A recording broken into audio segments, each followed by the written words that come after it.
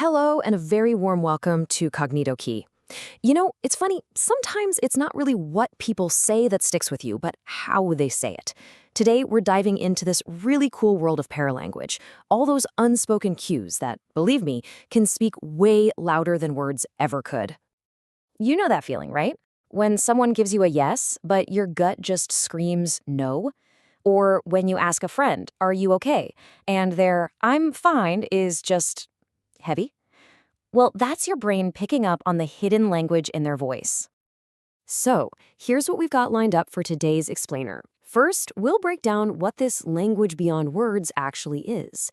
Then, we'll get into decoding vocal cues, we'll talk about the surprising power of silence, and see what happens when our signals get all mixed up. And finally, we'll wrap it up by showing you how this can be your new communication superpower.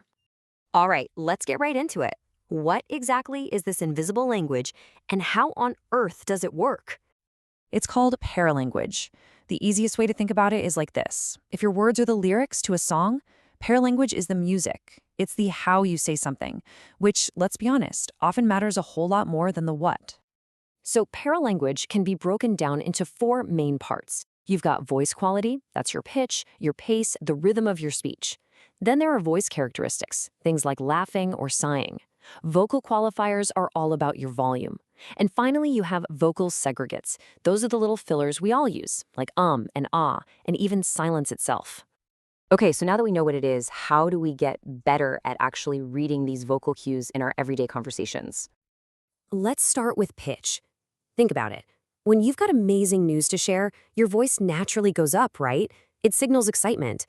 On the flip side, a lower pitch can sound more serious, more authoritative. It's these little shifts that pack our words with emotion. And then there's volume. This one's pretty obvious, but so powerful. You wouldn't whisper a big announcement to a huge crowd, and you wouldn't shout a secret to your best friend. We naturally adjust our volume, and that creates a completely different vibe. Your speaking speed is another huge clue. We tend to talk faster when we're excited or just breezing through simple stuff. But when we really want to make a point, we slow down. It gives every single word more weight, more impact. It's incredible, really. Our voices are like these little windows into who we are.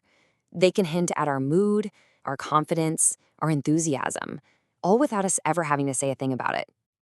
And all of this comes together in what we call intonation. It really is the melody of our speech.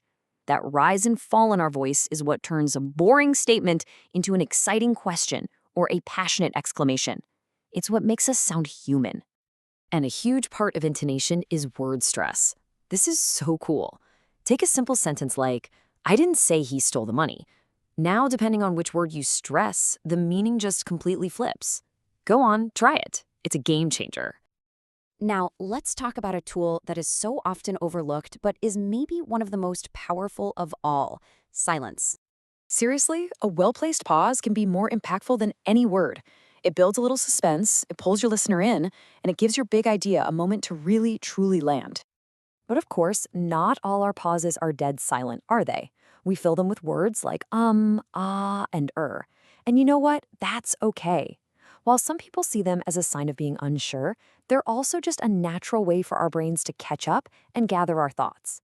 Okay, but what happens when our words are saying one thing, but our voice is telling a completely different story? Well, this is where things can get a little tricky. This is what we call a mixed signal. It's that classic "I'm fine" that's dripping with sadness.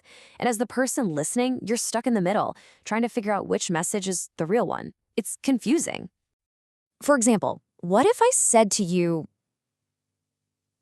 "Congratulations"? Yeah, you don't really feel the excitement, do you? The word is positive, but my tone tells a totally different story. It's a perfect example of how our brains almost always trust the tone over the actual words. So, by learning to read these cues, you can get a much deeper, much richer understanding of people. It can help you figure out what they're really feeling, what their true intentions are, and even how confident they feel. But, and this is a big but, it's not a perfect science. You have to be careful. What sounds enthusiastic in one culture might come across as aggressive in another. So being aware of these cultural differences is absolutely crucial to avoid misunderstandings. So let's bring it all together. How can you take all this knowledge and turn it into your own personal communication superpower? It really just boils down to this. Your voice is an instrument, and by learning how to consciously control your pitch, your pace, and your pauses, you can make sure that your message isn't just heard, but that it's actually felt. So, I'll leave you with a question. The next time you're talking, just take a second and listen. Really listen to your own voice. What story is it telling? Do your words and your tone match up? Thank you so much for joining us on this little journey into paralanguage. If you liked this explainer, please make sure you subscribe to Cognito Key for more deep dives into communication. And hey, if you know someone who might find this useful, don't forget to share it. We'll see you in the next one.